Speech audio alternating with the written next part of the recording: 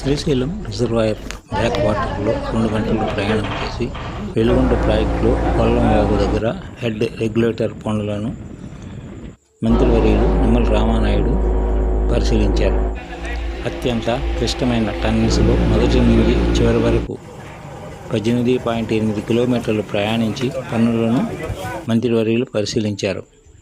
Tunnel 2లో 12వ kilometre దగ్గర చిక్కుకుపోయిన టీబీఎం మిషన్ కూడా మంత్రివర్యులు పరిశీలించారు.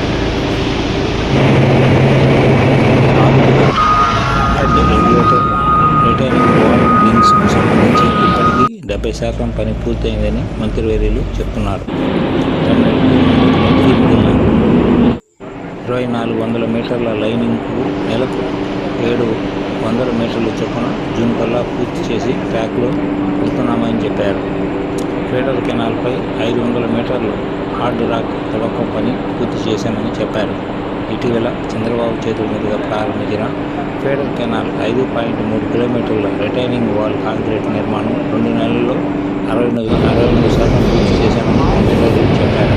25 కిలోమీటర్ల ఫీడర్ కెనాల్ లైనింగ్ నేటికి 5% మాత్రమే పూర్తవగా మిగిలిన 95% వేగవంతం చేయాలని అధికారులను ఆదేశించారు.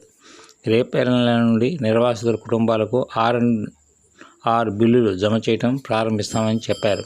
వెలుగొండ పనులపై చంద్రబాబు ప్రత్యేక దృష్టి పెట్టి 2026 జూన్ కల్లా పూర్తి చేసే విధంగా లక్ష్యం పెట్టారని మంత్రివర్యులు నిమ్మల రామానాయుడు ఈ సందర్భంగా చెప్పారు.